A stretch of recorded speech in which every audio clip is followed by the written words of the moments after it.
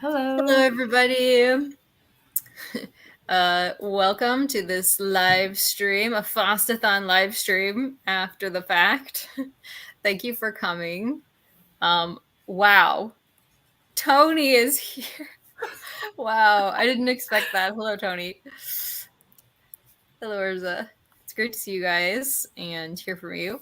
So, we're going to be discussing today Christopher Marlowe's Doctor Faustus, the play, and and we'll talk about some of the other things that we read, like comparing it. And this will be like a full spoilers stream. So, if you're worried about spoilers, we'll have like a short introductory portion and then we'll get into very spoilery discussions. So, we hope you'll let us know some of your thoughts.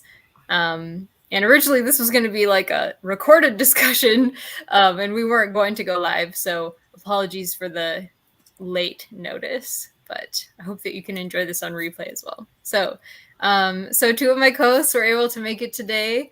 Would you guys like to introduce your channels? Naomi, you want to start? Sure. So my name's Naomi. I have my channel Naomi's Bookshelf, and I read a lot of classics, but a lot of everything. Nothing is kind of one note in my world. So I read all of Shakespeare a couple years ago, like over the course of several years. And so Marlowe is one of the new playwrights that I've tried since Shakespeare. And you're a big Shakespeare fan. I wouldn't call myself a massive Shakespeare fan, but I only read all of his works because I was given the complete works by my parents when I was like 15, and I carried it around with me for like 10 years without touching it. So I was like, at some point, I've actually got to read this thing if I'm taking it with me from apartment to apartment. So I did it, and that was just kind of a massive accomplishment that I had. Yeah, that's a huge accomplishment. We compared the two playwrights a little bit in the last stream that we had on Jennifer's channel because Shake Timber was coming up and it was like on the brain. So definitely check that out on Jennifer's channel. I have everybody down below. Actually, I tried to link and it wouldn't work, maybe because this hadn't gone live yet. So I'll make sure to link it afterward. So, anyways, Jenny, would you like to introduce your channel? I'm Jennifer, and my channel name is just my name, Jennifer Brooks. But I also read a lot of classics and a lot of everything like Naomi. We're kind of omnivorous readers, and so is Christy. But my experience with Marlowe is really more academic, I guess. I studied Dr. Faustus several times when I was in college, which made it a really interesting work. And it's one that definitely stuck with me. So I'm interested to see what everyone has to say about it. Yes. So on the other stream, you mentioned that you maybe even you enjoyed it even a little more than Shakespeare? I did. I like Marlowe. I like him a little bit more than Shakespeare. I think it's his subject matter, which I know is controversial. But I'm throwing you under the bus. yes. No, but for real, I thought this was a very punchy play, and like for the amount of stuff that it has in it, like going into space and all kinds of stuff, like it's very short, and I was very impressed, and I thought it was easy to read. So I wanted to talk a little bit about Christopher Marlowe himself, just a little bit of introduction for you guys. So mostly this is from the biography, The World of Christopher Marlowe, which I think actually Tony recommended. So glad to see you here, Tony. I really enjoyed reading a bit about him. I feel like there's probably not that much information out there about him just because it was so long ago that he lived. He was a predecessor to Shakespeare. So he was probably like, Britannica said he was probably the most important predecessor to Shakespeare. So so he was an Elizabethan poet, and Britannica told me this. I didn't know this. He is noted especially for his establishment of dramatic blank verse. So I'm wondering if maybe that's why I find it easier to read, because it's not like really intense rhyming, and I have trouble sometimes getting the meaning out of more epic poetry that's like intense rhyming. And I love Shakespeare, but it's like quite a job to read a Shakespeare play sometimes. So yeah, I thought maybe that's why it was easier for me to read. But and this biography also talked about how he was probably a very controversial figure of the period. And if you guys have anything to say about Christopher Marlowe, please do. Because, like I said, I'm just going off of the biography and the Britannica article. So the biography talks about how there's like a lot of textual evidence that we can try and make out the character of Christopher Marlowe. But, you know, it's people talking about him and not, you know, we don't really know what he was really like, but there are different arguments for what he might have been like. And one of those for sure was that he had a criminal background. Another was that he was an atheist, that he was killed in a fight over a bill in a lodging house, and actually that the biographer thought that he might have been actually murdered. So I feel like he was probably a pretty colorful guy. Where there's smoke, there's probably fire, you know? That would be my guess. Yeah. So for his political and religious beliefs were the potential reason why he might have been, you know, purposely murdered. So that's quite an accomplishment, I think. Yeah. I didn't like, he's got to be controversial to come up with this kind of play. Like, I know it's based on Faustus, but like to create this play, which is clearly, at least I would think, controversial during that time, to go so anti the church, he's got to be, I don't know, he's got to have the determination and the grit to just go against the system. I think it's interesting he chose a semi-religious subject at all when, from what I know about him, he was very disdainful towards people who believed anything. And maybe that's kind of the point. Maybe that's why he chose to do this, because it's certainly very tongue-in-cheek in a lot of places. But I think it's interesting he chose this subject matter at all. Yeah. He would definitely not be like the first, not like if he's an atheist that's kind of dealing with religious matter, he's definitely like not the first to try and go there and be very tongue-in-cheek about it. But I don't usually enjoy it when people do that, and I enjoyed this a lot. So it's kind of one of those authors where you're like, would this person hate me if we met in real life? Maybe, but I still enjoyed his work. He'd throw down with you, probably. He sounds like a debater to me. Like, yeah. He'd be like, no, I don't argue, I debate. Like, that's that kind of person, I think. Yes. Those kind of people are fun, especially to, like, watch and hear talk and stuff. Got some comments. Find it much more fun than Goethe's Faust. Goethe's Faust. Yeah, I felt like Goethe's Faust was very serious, and I personally found it very difficult to read. Very beautiful, but just like not easily flowing for me personally. I think they're just so different in style that's kind of hard to compare aside from your enjoyment level with it. Goethe's definitely, I've started it in the past few days.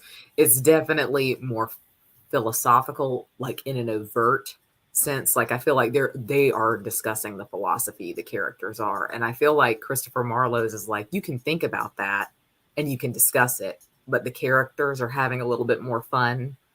It's more straightforward dialogue. I feel like there's more subtext in Marlowe's, but Goethe wants to have the discussion with you, which is interesting. They're both good, but very different. And I think I would recommend Marlowe's before Goethe's for that reason. Yeah, that's a really good point. I definitely felt like there were subtext here with Christopher Marlowe because, like you said, why did he choose this play? So maybe we should talk about that. And I'm just warning everybody now. This is basically, it's about a man who sells his soul to the devil. It's based on it's based on German legends of a man who actually existed. So if you're interested in finding out more, definitely go pick up the play and come back and watch this live stream and watch the live stream on Jenny's channel. So yeah, we're going into spoilers now. So do you guys think that what did you guys think that he was trying to say? Was he saying anything? Like, you guys, like Naomi, you're like, he sounds like a debater. Like, what kinds of things do you think he was saying, if he was saying anything? Or was he just poking fun? It's hard for me to tell because, quite honestly, I know this is one of your favorites, Jennifer, but this is a safe space. Lulled into like not understanding what I'm reading when it comes to this play.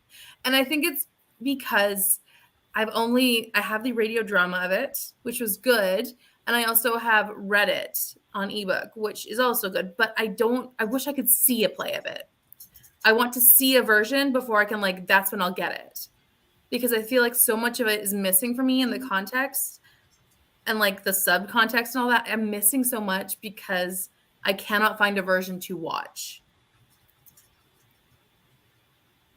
So that's kind of where I'm feeling. But I feel like he was definitely having a point of some sort, but I know that I am missing a good chunk of that because of just not being able to find a version that I could watch. Mm-hmm. Mm-hmm. Was it you, Jenny, that said, I feel like plays need to be seen in order to be understood, really, or enjoyed? Yeah. I've struggled with a lot of plays this year because of that. I just feel like I need to see them, and I want to see them not adapted into a television show or anything like that. I really want to see a stage production. Yeah, me too. And I feel like, weirdly enough, though this is very popular, I haven't seen many that were recently done. Mm-hmm. Maybe they're just not available online. Yeah. But I some of these scenes I would like to see on stage. How are we showing this? Yes. I felt that way too about Doctor Faustus. I was like, I bet I would understand this better if it was on stage, because there's some really interesting scenes that he chooses to have, with the witches and stuff like that. It was I want to see this, but just having to read it was tough. Whereas this one, I felt like I didn't have as much I felt like I was able to read it easily, but I felt like the subtext I wasn't getting because I was really confused, because it seems okay, so for example, when Faustus is sleeping with Helen, supposedly, you can look at this and it seems, at least in the BBC adaptation, it made it very clear that he was not sleeping with Helen. He was sleeping with a prostitute.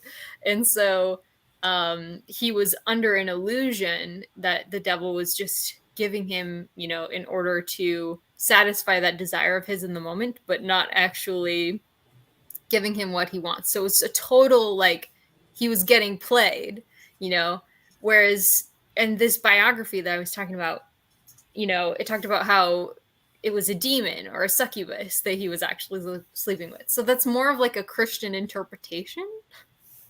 So it's hard for me to tell when he's being serious and when he's not, I guess. Yeah. And there was a lot in it that was science versus magic or faith, things you can't explain that happen. And I was like, oh, is he going for the tried and true science is better? But he made a lot of fun of that, in my opinion. So I really don't know what he wanted to say. Yeah. In that regard. And it was also kind of interesting to me that I remember this sticking out to me that all these people went to him for help, including the Pope. was it? The Pope went to him as well. And it was like, okay, so the devil is helping the Pope. Is that a point that you're also trying to make? I love it. So it was just like, it was really strange, all of that. But I also feel like I don't know enough about that time period in history to understand how this would culturally make sense to people. Like how the subtext would come out in their own like culture and society. Because that I feel like is a huge part of what I'm missing too. Is just that knowledge of like what of this do people understand differently than we do. Yes.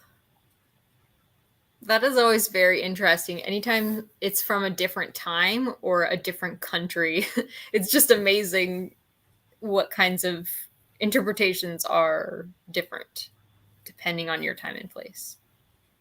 Mm-hmm. He reminds me a bit of Dostoevsky because he's mocking everybody, like with the science and the church, and I feel like every character in this was a mockery of some sort. Mephistopheles, completely comic figure, you know. Mm-hmm. They were all caricatures in some way, shape, or form. Yeah. And this I don't know, but I wonder. I know that a lot of Shakespeare's plays were enjoyed, like were written in such a way so that they could be enjoyed by every class of society. Like commoners, like people who can't read and everything, they would come to these plays and they would get the same level of enjoyment out of it as, say, King James or whoever was on the throne when he died. I'm curious about Christopher Marlowe, if he did a similar thing, if he had that in mind, since he was a little bit earlier, working a little bit earlier than Shakespeare's heyday, and if some of the jokes and the jibes were stuff that he was playing to a certain audience. I don't know. Mm-hmm. Yeah, that's a good point, because it kind of reminded me of Shakespeare and how it was like kind of bawdy and comic in a lot of ways. So maybe that's true. Maybe a lot of that was in there to entertain people on various levels, you know. Whoever's reading it, hopefully there's a layer. It's like with comedians, they always are trying to hit different kinds of humor. There's like, I don't know, 8 kinds of humor or something that people have broken down. There's like cute, naughty, mean, you know, there's all these different layers of comedy. And he may be trying to appeal to people on various layers. Mm-hmm. So that's a really good point. I also wonder like how people's relationship was with the church during the time this play was written, because that would impact a lot of how like they view it, like the common people, not the people who are in the church. So if that's also playing to them, because I don't remember how that was when Marlowe was writing it alive. It seems like the Protestant Reformation had happened in the past 50 years. But then Mary, Queen of Bloody Mary, came on the throne. Yeah, she came and back. Changed it, and then it went back. So it's just a question of like, how does the church relationship with the commoners impact this story as well? Mm-hmm. That's a really good point. That would be part of the background that would be good to know when you go into this. I wish I had looked it all up. What? Sorry. I wish I had looked it all up first. I tried to do some research, but it's a long time away. It's just very far removed from our modern day. Mm-hmm. It sounds like Tony, though, did his research. So he went down Marlowe's death rabbit hole since reading it. So Tony definitely thinks he was murdered, and the question is why. Yes. And again, like with what Naomi said, a lot, you know, even interpreting who Marlowe was and why he died and what his death was, you know, what caused it, basically, a lot of that, there's like a school of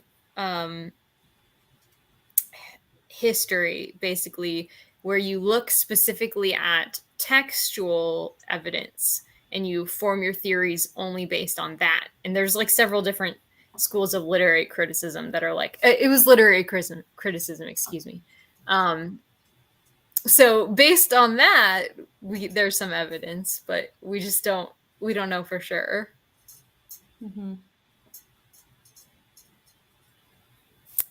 Like somebody went to Queen Elizabeth, and was like, this guy is spouting atheism, like kind of dangerous, you know? And that's where we hear that'd be a problem. Yeah.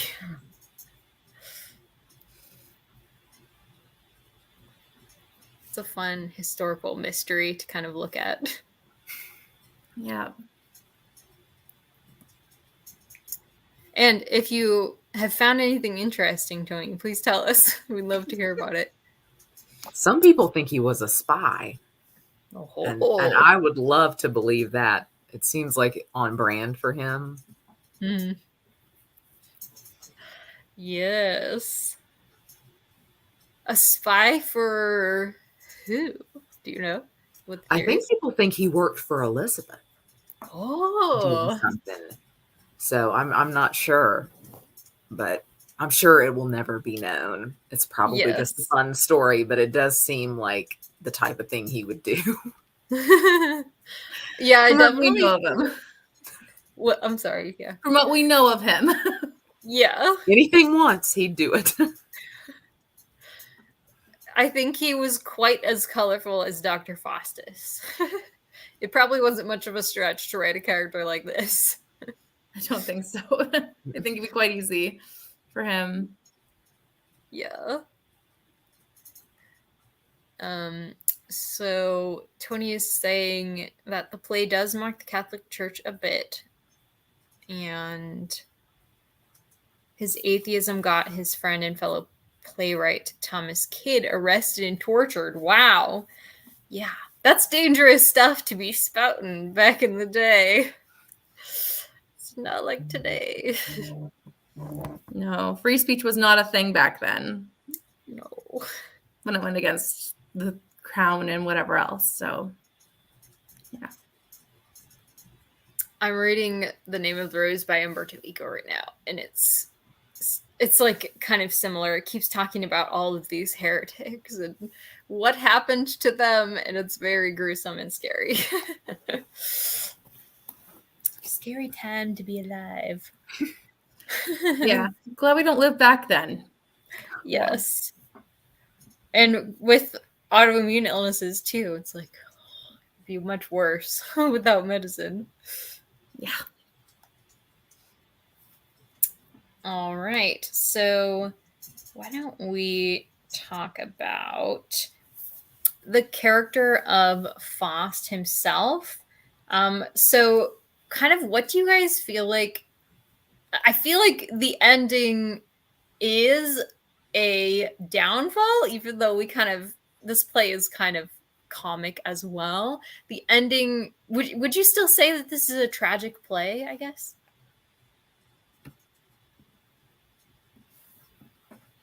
That's an interesting question, Christy. It is. That wasn't in the notes. I'm sorry. I'm throwing it at you right now.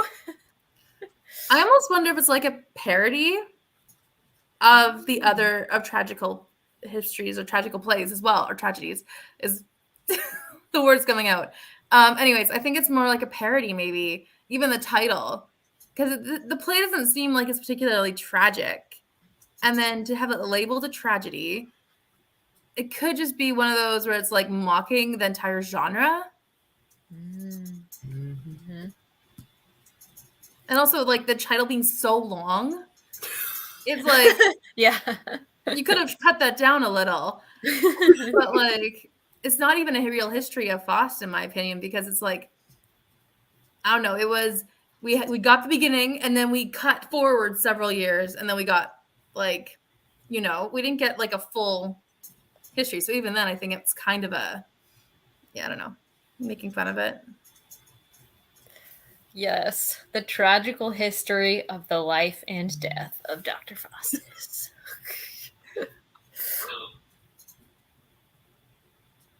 That's a good point. I do wonder now. I wonder. Okay. I went into this kind of thinking it was with although the biography gave me a sense that there was some duality to this play, like, and I felt like I wasn't necessarily understanding it. I did not come into this stream thinking it was a comedy or a satire or anything close to that. I was like, compared to some of the other retellings, this one's like simpler. And now I'm just like rethinking everything. Thank you. Thank you for that. Everybody here, you're making me rethink this. And it seems like tragedy as a genre was defined in a specific way in the Elizabethan age. Like, so I guess basically everyone had to die at the end of a tragedy or something. Except for one person to tell the story. Except for one person. And that's not really what happened here. No. But a comedy, I think, also had like a few telltale signs that I don't feel like were present here.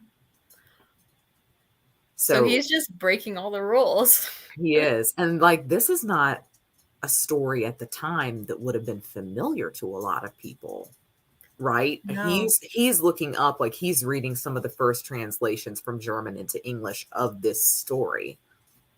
Mm-hmm. Not like maybe you had heard the story of, I don't know, Titus Andronicus or something like that. Like you might have Romeo and Juliet that.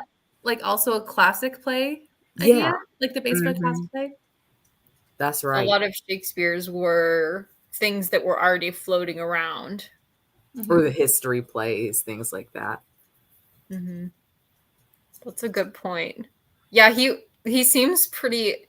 I haven't read the original from Germany. Like, my play in the back has it, and I know it's online as well. You can read the original thing that is translated directly from German, and this is more of like a I guess this is like a retelling of the original thing.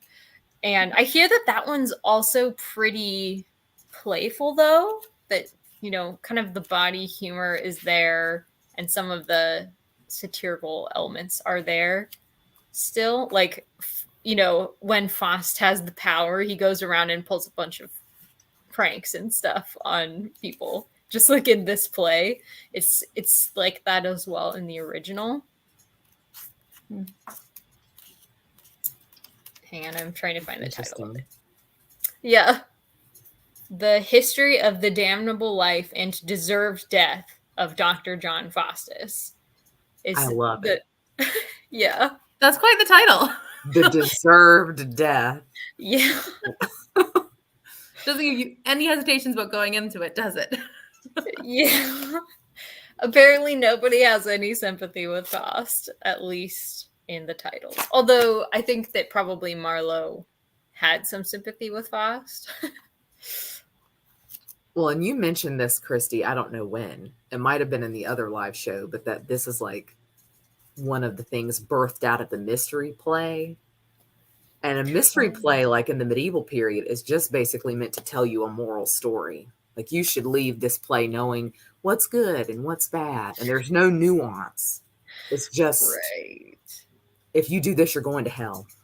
That's a mystery play, because a lot of them were religious. And two, I guess people couldn't read. So it's not like you had access to religious texts that you could read on your own. You had to have a visual aid to understand those stories. So maybe Christopher Marlowe thought, I don't want this to be so black and white. And he started us down that line, because everything else we read, the retellings, I feel like were far more nuanced in their portrayal of the Faust character. Mm-hmm. Now that makes me really wonder, because I bet he probably didn't have the freedom to publish something like what we have with the more modern retellings that's nuanced. So maybe he was trying to be as nuanced as he could without getting himself burned or something. Mm-hmm. Although he did potentially end up murdered, so I guess it didn't work. Yeah. It's strange because of like the nuance within all the stories, yet they still have an overlying theme for the most part, right? It's like, yes, there's that kind of subtext to them all, but there is now that like, but there's at least for the most common ones, I guess, there's still that general overarching tale. Mhm. It still is just don't make the deal with the devil. Like that's the idea. And like steer clear of it. And it's just like there's the nuance, but there's still the main idea that doesn't change as like the main moral of the story. Yeah. Now it's more we understand how you could get to this place and you would want to make this deal, but it's still the wrong thing to do. Yes. And back then it's just this is the wrong thing to do. Yeah. That's a really good point. I feel like Gotha was pretty sympathetic towards Faust. I feel like in part 2, I think Pei mentioned this on the last stream, but he ends up, I don't know if he ends up saved, but I know that the ending is very sympathetic towards that version of Faust. And also, he's portrayed very much like a Job-like character in the beginning of the play, which in the Bible is a very positive example, right? So yeah, I do wonder. I wonder if he was trying to portray Faust more sympathetically, or I don't know. In this one, I mean, it's hard to tell. Yeah, it is. But it's fun to discuss. I'm enjoying this so much. Thank you guys. Please do not apologize. Your comments are amazing. Thank you for coming. We appreciate you. Okay. Something happened. So something happened later that made Marlowe a threat to someone, and he was going to flee abroad. Oh, so the meeting in the pub was to talk him out of it when they couldn't kill him. Okay, so he was gonna leave the country? He must have, in that case, sensed that things were not going well for him. That is interesting. You'll have to let us know what other books you read, Tony. I did read Entered from the Sun, George P. Garrett, which is a novel set 3 years after Marlowe's murder, which features 2 men investigating the death on behalf of mysterious people. That sounds really fun. Oh, Entered from the Sun, George P. Garrett. Okay, got it. That sounds really interesting. I'm interested. I'm reading about Charlotte Bronte a little bit right now, and there's all kinds of like fictional manifestations of her life as well. It's fun to play with the mysteries in history.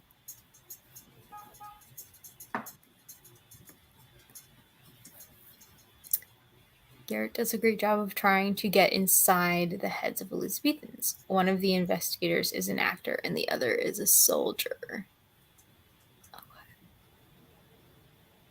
One of them is... Wow. Okay, yeah. Interesting. Okay. And let's read Jenny's comment. Tony, you should read A Tip for the Hangman, historical fiction about Marlowe as a spy. Yeah, that sounds really fun. Good and drama filled. As it should be. So, what do you guys get the sense that Faust wants in this play? Because it seems like he starts off as a pretty respectable professor and, medical man, doctor. Or was it, maybe I'm getting my retellings confused, but he was like a respectable man of learning. And then he just kind of decides he wants to have more fun. Let me read this section. So this is, I don't have the exact whereabouts. Act 1, Scene 3. Lines 101 through like 110 or something. Had I as many souls as there be stars, I'd give them all for Mephistopheles. By him I'll be a great emperor of the world, and make a bridge through the moving air to pass through the ocean with a band of men. I'll join the hills that bind the Afric shore, and make that country continent to Spain, and both contributary to my crown. The emperor shall not live but by my leave, nor any potentate of Germany. Now that I have obtained what I desired, I'll live in speculation of this art till Mephistopheles return again. So he kind of wants to go on a power trip and experience more things, is what I'm getting. What did you guys think that he wanted?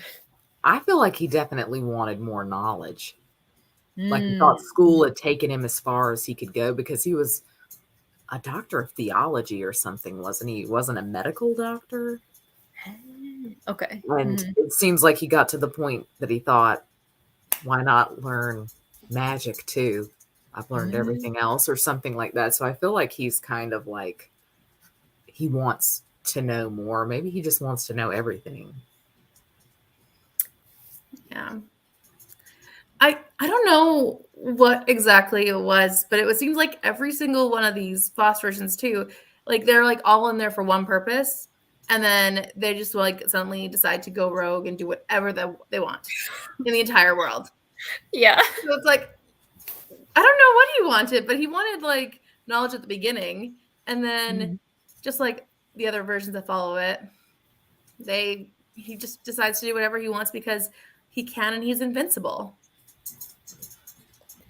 So you get the sense that he changes a bit as the story goes on. I think as soon as he gets that power and he realizes what he can do, he just like, well, I can suddenly go and do this, and I can go sell a guy a horse that's not really a horse.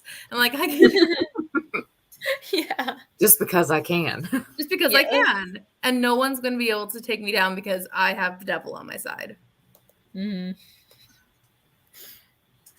So, yeah, he definitely seems... Okay, Jennifer, I did not make the connection between him... Because he does, in the beginning, like, throw out all his books of theology. He's like, I give up with all these. You know, they're worthless. I've been teaching all this crap. But, and he decides to try magic. So...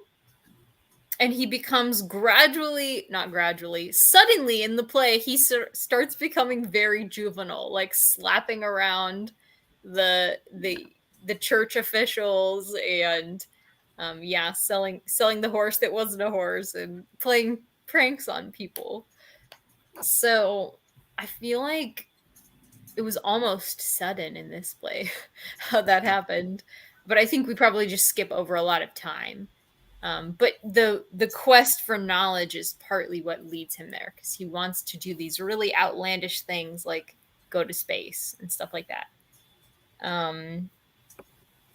So in other Faust versions that you read, was there really any... I know you just talked about it, Naomi. Was there any other... Would you say there are differences in his desires and his changes as a character between this play and other adaptations that you have read or watched? Addie LaRue stands out to me because she doesn't change. Like in that one, right, she's trying to get away from a marriage. And so she happens to make a deal with the wrong river god because the night hits. And so it's her constantly trying to figure out a way out for a while. But she's never like suddenly on that power trip. She's always on the, well, I need to eat, so I'm going to steal food because I have to. But like, it's a different kind of thing. That's more like the modern interpretation, I think. Whereas opposed to like 1800s, I think it's just a different perspective on it.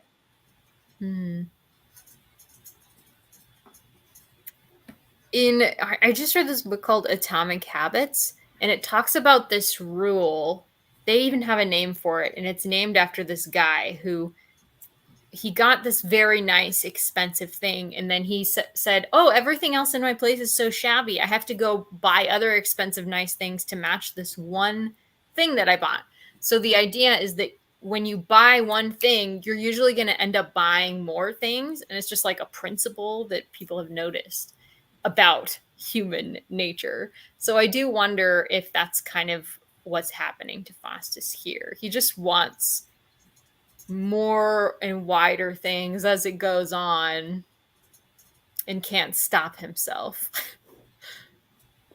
Definitely in the film adaptation that I watched, it's like that, where he like starts off being like, there's this plague and I can't stop it. I'm trying to treat people, you know, to save them from the plague, and it's not working. So you know what? I'm gonna, you know, call on the devil for power to stop this plague. And that's like his first motivation.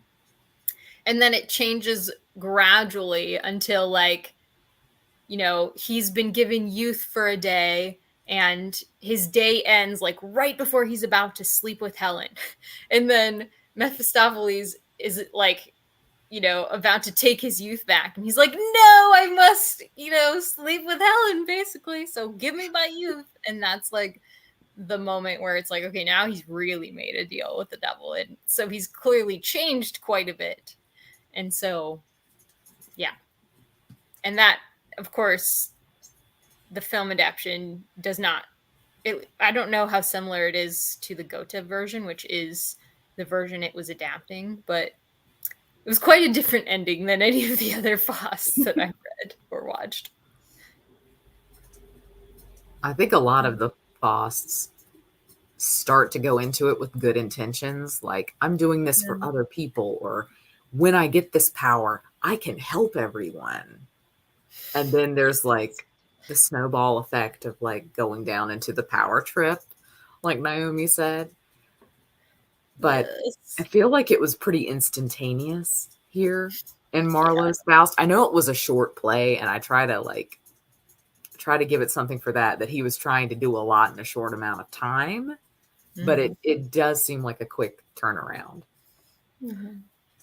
I think the only Faustus character I can think of who doesn't have a good intention going in is Dorian Gray. Like, he's the only one. The other one, he's like, but even then, his deal with the devil isn't really explicitly stated.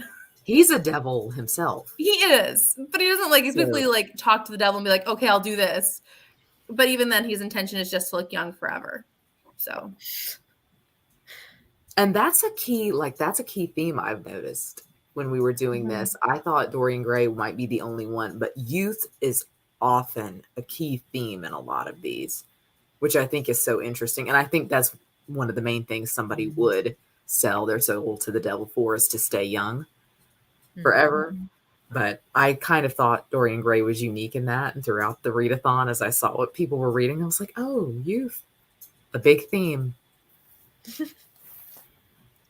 Yeah. This is making me think about Demian by Hermann Hesse, because that definitely seems like... I want to argue Demian is a Faust retelling. I don't want to get on my soapbox about it today. Okay. But I feel like it is, because there is, you know, Christy, have you read it, Naomi? No, I haven't. Something happens in the second half of the book that is so clearly like making the deal with the devil in terms of dark knowledge. It's a Faust retelling. Close the book. We said it. Yes. It really seems that way to me. And he does also have very good intentions the whole time. You know, that's a very slow road for him into that deal with the devil. Okay. Let's see. What else should we talk about? Oh, let's go through the comments. Woo! I feel like you'll like it, Tony. Yes. What I thought was interesting was he has this theoretical power, and he basically goes on a few trips, but gets almost nothing for his soul. I know. Yeah. In this play in particular, it was like, what are you doing with the power? Like, nothing substantial at all. You're just like, he just turned her into a partier. Like, yeah, that's all he wanted to do. yes. Would a hedonist be the right word for this? It's just very different. It's completely changed to me.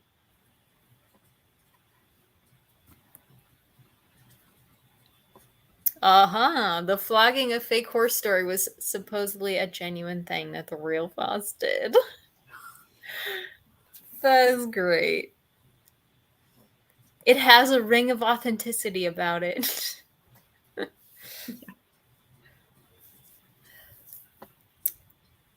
Well,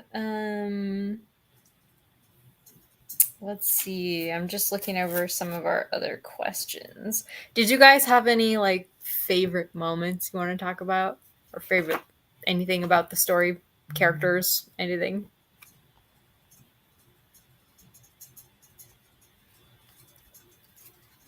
I don't think so for me. I have a few moments that I'm like, I remember those, but I don't think there's like favorites. This is really, like I said, I feel like I missed a lot because I'm not watching it. And so I've watched all the plays that I can from all the playwrights I've watched or like read from or whatever. So this was definitely a difficult one for me to understand and like get stuck in my head as like favorite moments versus least favorite moments. The part That's with it. Helen is funny. Which one? Sorry, I'm sorry. The part with Helen is funny. Like that just imprinted on my brain because I can see that. Like that's one of the few scenes that I think is easily visualized for me. Because I'm with you, Naomi. This is a hard one to like see.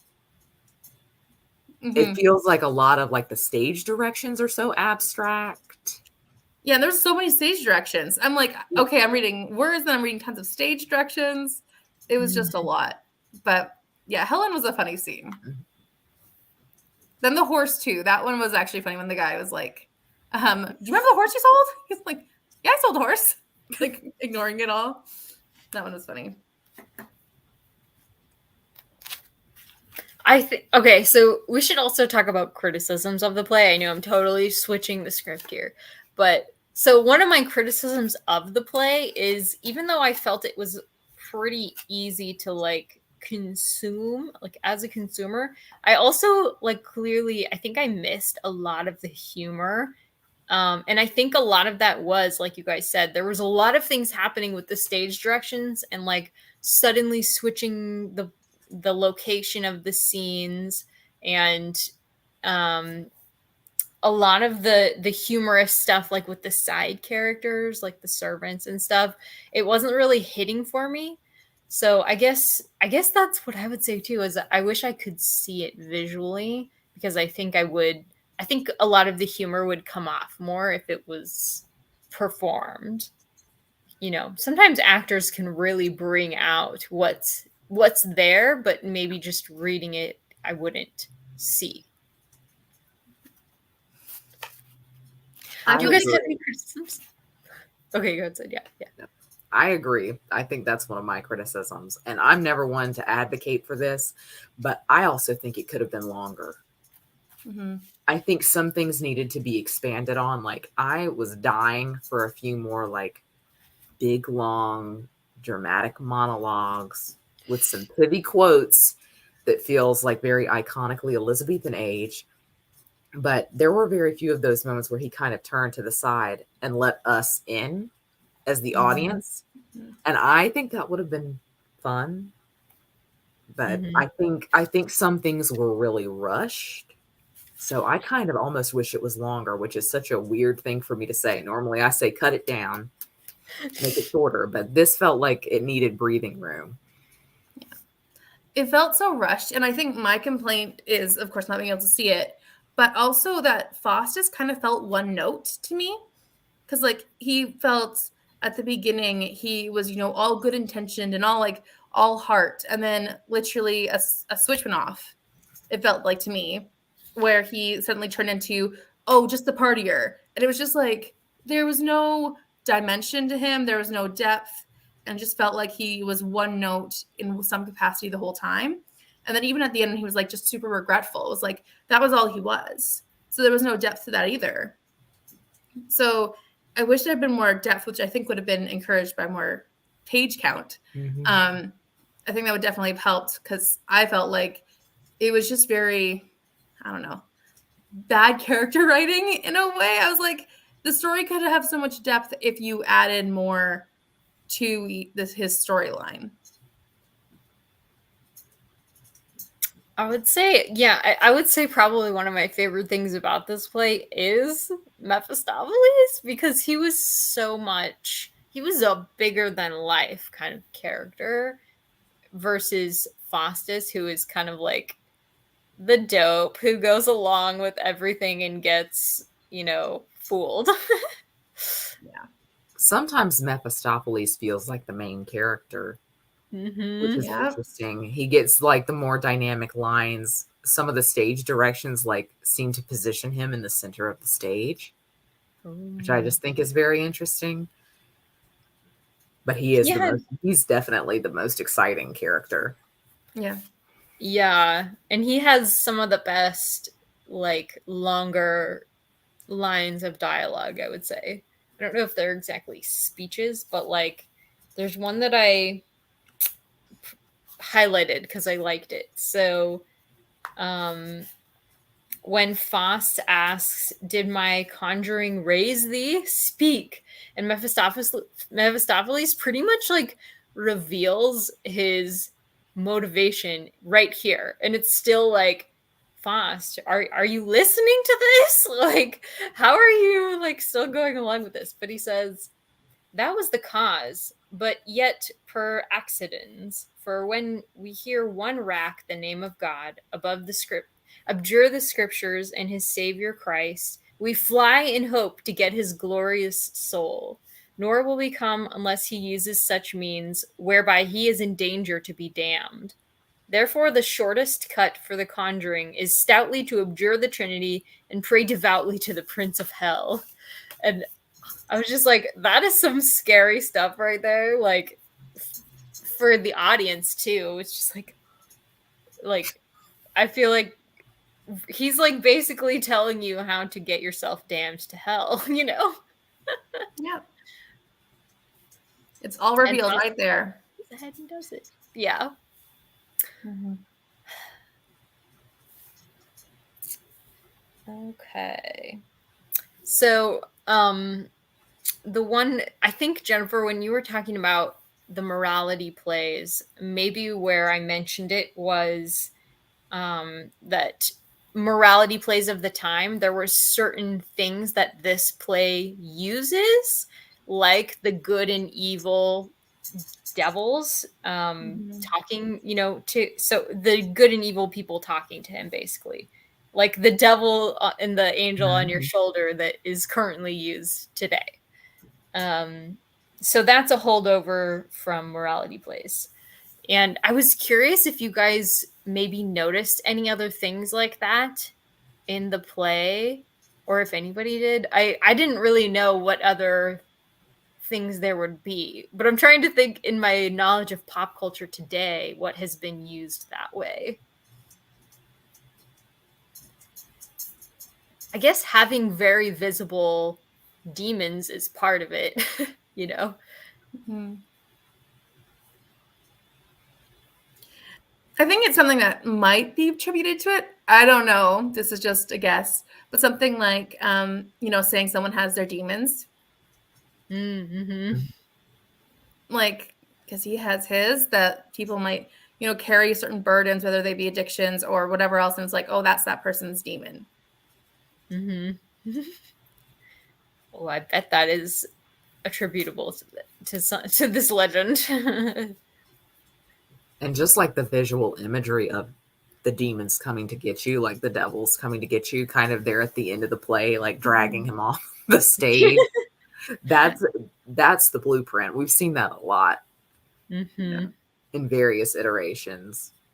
Mm-hmm.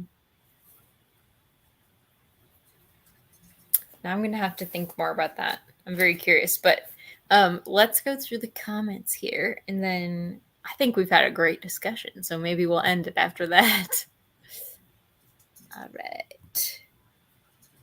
Excellent. Oh, this is a good segue. We're all doing are you doing Victober, Naomi? Yep. I need to get my TBR out, but yes. Yay. That's a big deal here on BookTube, and Tony is joining us for it as well. That's a good pick for Victober too. Mm-hmm.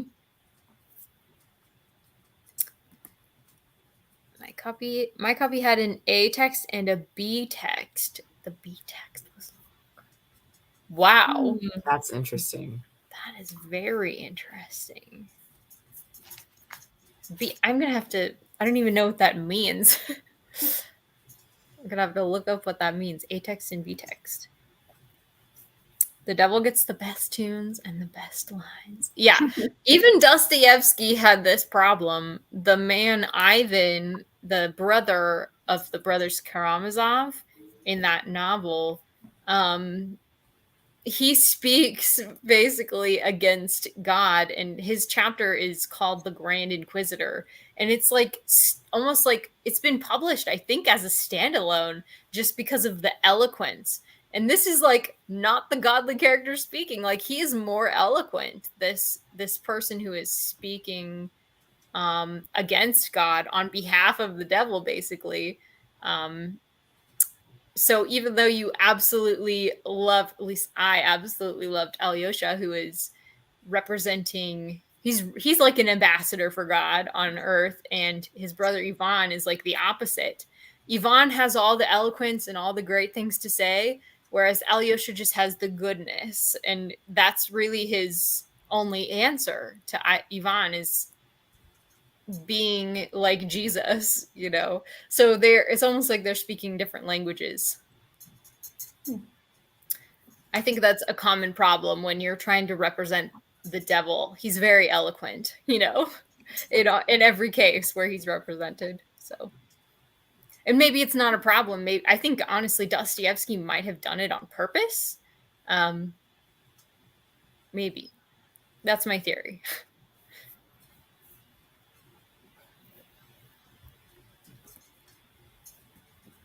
Had to bring Dostoevsky into the conversation. Well, do you guys have any ending thoughts that you want to say about this play or anything else that you read for Faustus? I definitely appreciate Marlowe's Faust more now that I've read it 3 times. The first time I was like, what am I reading? The second time I was like, okay, I get it better now. And now it's like, okay, I appreciate it more. I'm just glad we did the readathon in general. I think it was really fun, and I loved that we all read different iterations of the same kind of base story, and it was just interesting to see how that changed, and that we got to read kind of one of the more original versions of it in Marlowe's Faust and compare those. It was just a fun time all around for me. Yay. Yes, I agree. Thank you so much, my 2 co-hosts that are here. I really appreciate you guys being here and reading along and bringing your thoughts. And I thank you as well to Tony and Dia. I see Dia is here. Hello. And everybody who read along with us. This was so fun. And thank you also to the other 2 co-hosts who couldn't be here today. I'm just very grateful that we got to do this. And I had a lot of fun as well. And I feel like I understand it so much better. And I have to thank Naomi as well for suggesting that Dr. Faustus be the group read, because that wasn't even something I was considering when we first started throwing ideas around. It felt appropriate. Yeah. So I'm definitely going to have to reread it. And maybe we can do another Faustathon next year. We'll have to see if we come up with more ideas. Should be fun. Yes. Sorry for the delay, Gia. Yeah, same everywhere. Okay, thank you so much, guys, and we'll talk to you all next time. Bye-bye. Bye.